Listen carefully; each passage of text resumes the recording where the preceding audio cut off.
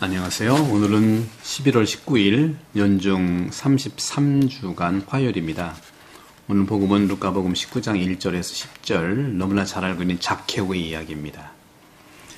오늘 zak케오의 이야기에서 주님께서는 잃어버린 사람을 구하러 오셨다 하는 말씀이죠.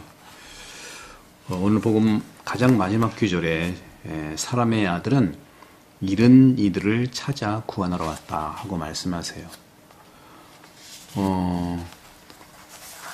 우리는 살던 곳으로 몇 번이나 돌아가야 하는가? 고향에 찾아갈 수도 있죠. 다니던 학교도 찾아갈 수가 있잖아요. 또 우리가 무언가 또 열쇠라든가 또 중요한 문서를 잃어버렸을 때 또 막 돌아가게 되죠. 저도 뭐 놓고 왔을 때 어디서 놓고 왔을까 하고 추상 가서 막 찾아 들어다니는 경우가 많아요. 때때로는요, 우리는 어깨를 으쓱으쓱 하고 어떤 점에는 그러면서도 놓치는 경우가 또 있다는 말씀을 드리고 싶어요.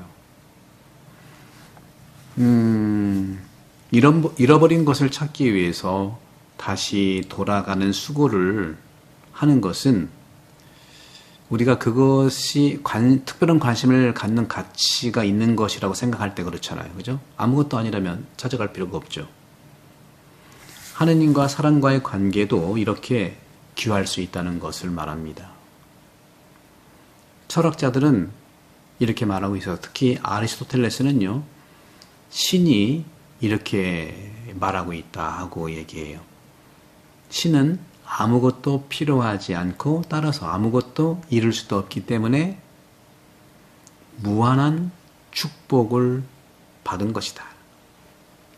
인간이 길을 잃었다는 사실이 어떻게 그 신을 화나게 할 수 있겠습니까? 하고 질문하는 겁니다. 잃어버린 자와 같은 길을 가고 있는 사람들은 많이 있죠. 이런 일들로 감동을 주지 않는 것 같아요. 하지만 복음은 그렇지 않습니다. 복음은 우리에게 하느님의 또 다른 얼굴을 보여주는 거예요. 하느님은 길 잃은 자녀들을 찾는 아버지라는 것이죠. 오늘 복음에서 모든 사람이 zak케오가 얼른 내려와서 예수님을 기쁘게 맞아들이니까 그것을 보고 사람들은 이렇게 말했어요. 저희가 죄인의 집에 들어가 묵는군. 꼭 그런 것만 보는 거죠. 어떤 사람에게 다가가서 얼굴에 대고 말하는 것은 쉽지 않아요. 보세요. 당신이 틀렸어요. 스스로 바로 잡으세요. 이런 말 해서도 안 되지만 아무리 좋은 예의를 갖춘 말이라 하더라도 쉽지 않죠. 굴욕감을 주지 않고 재치 있게 진실을 말하는 것은 참으로 어렵습니다. 그러나 노력을 해야 됩니다. 교육학도 얘기를 하죠. 교육학에서도 이런 것을 가르치고 배우게 하는 것입니다. 자신에게 눈을 뜨게 해주는 다른 사람들과의 행동, 우리들의 행동, 이런 모든 것들을 다듬어야 되는 거죠. 그래서 제가 이 영혼 돌봄을 말하고 있는 것도 생각을 다스리고 마음속 감정은 잘 흘러가게 해서 다듬고 다독이고 또 걸러내고 씻고 이런 표현을 많이 쓰지 않습니까? 이것은 말, 행동, 생각 다 적용되는 거죠.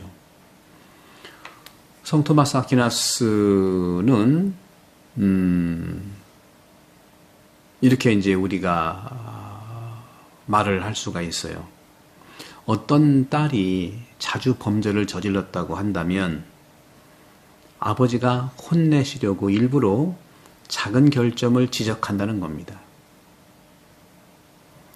너무 은혜롭고 섬세하게 그 일을 하는 방법을 알고 있기 때문에 그 아버지의 경고가 늘 즐거운 자선 행위가 된다고 말하고 있는 거예요.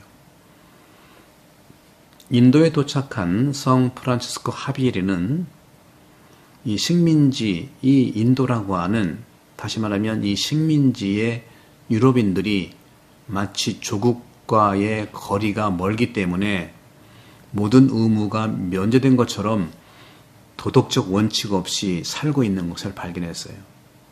저도 로마에 있을 때 로마가 이태리가 비교적 자유롭잖아요. 근데 독일 친구들은 굉장히 엄격하거든요. 자동차도 마찬가지예요. 그래서 독일 친구들이 이태리에 놀러 오거나 말 배우러 오면 너무 자유로운 거예요.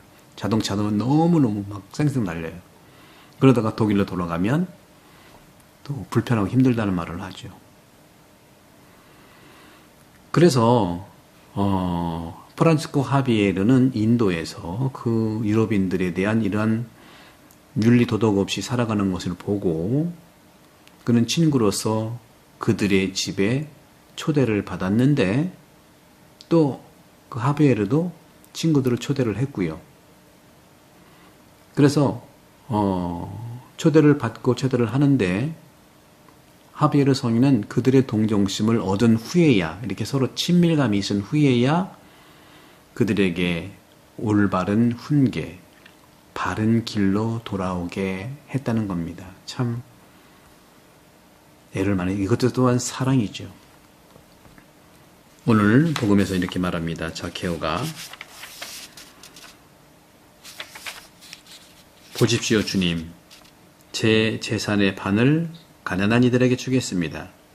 그리고 제가 다른 사람의 것을 횡령하였다면 내 급절로 갚겠습니다.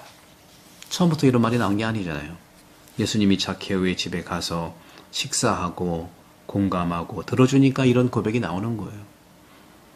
프란치스코 하비에르도 역시 마찬가지였잖아요. 그렇게 사는 사람들을 막 지적하는 게 아니라 서로 친교를 맺고 같이 초대하고 하면서 바른 삶, 바른 길로 안내한 겁니다. 젊은 사람의 도덕 교육은 언제쯤 끝날 수 있을까요? 어떤 사람들은 아주 일찍, 어떤 사람은 이미 12세라고 말을 하고요. 또 다른 사람들은 나중이라고 생각도 합니다. 이 이론에 따르면 인간은 더 이상 변할 수가 없습니다. 심리학자들은요, 변화가 있다면 그것은 그 사람 자신에 관한 것이 아니라 그가 추구한 목표에 관한 것이라고 대답합니다. 예를 들어 한 사람이 한 당사자에 가입한 다음 반대 당사자에 가입을 하는 것이죠. 그녀는 마음을 바꾸었지만 그녀의 성격은 동일하며 심리적으로 그녀는 여전히 자기 자신이라는 거죠. 이것은 어떤 말인가 하면은 심리학자들도 변화라고 하는 것은요, 그 사람의 자신에 관한 것이 아니라 그 사람이 추구하는 목표에 관한 거라고 할 때, 목표가 있을 때 변화가 된다는 거죠. 따라서 마음을 바꾸었지만 바로 성격은 동일하다는 겁니다. 심리적으로도 역시 그 사람이라는 거예요. 복음과 교회의 역사를 통해서 우리는 이런 심리적 모델에 따라서 설명하기 어려운 많은 회심에 대해서 알고 있습니다. 이것은 하느님의 은혜로운 기적이고 육체적인 치유보다 더 중요한 내적인 기적인 거죠. 따라서 고백자들은 이러한 기적이 오늘날에도 일어나고 있고 우리 자신과 가까운 사람들을 위해서 기도로 요청하고 있음을 증거하고 있는 것이죠. 바로 내 소유의 절반을 가난한 사람에게 주겠습니다 하는 이 자케오의 이런 고백, 또 횡령했다면 내 갑절로 갚겠습니다 하는 고백, 바로 자신의 목표가 분명하기 때문에 그 사람의 성격, 그 사람의 마음, 동일한 그 사람이지만 목표 때문에 지향점이 달라지는 것이죠. 그 목표는 예수 그리스도이십니다. 잃어버린 자를 위해서 구원하시는 예수 그리스도. 우리 모두 일상적인 그러한 사람들의 이 선입견 속에서 내 마음과 생각을 바꾸라는 것이 아니라 목표를 분명히 한다면 내 마음과 내 성향이 그 목표를 향해 가는 데 있어서 장점이 될 수 있고 나 자신을 그대로 선물할 수 있다는 말씀을 드리겠습니다. 영혼돌봄 여러분들 많이 기억해 주시고 셀프 영혼돌봄 매뉴얼을 지금 거의 만들었는데 곧 이 책은 원전이고 셀프 영혼돌봄 주제가 3가지라고 그랬죠. 끊어버립니까? 받아들입니까? 눈을 떠라. 이게 세례의 은총이고 예수님께서 평생 했던 마귀를 끊어버렸고 나가라고 그랬고 믿음을 심어주셨고 받아들였고 그리고 깨닫고 눈을 뜨는 것이죠. 요 3가지가 영혼 돌봄의 키워드고 셀프 영혼 돌봄이라고 말씀드릴 수 있습니다. 구독, 성교 부탁드리고요. 성부와 성자와 성령께서는 여러분 모두를 강복합니다. 감사합니다.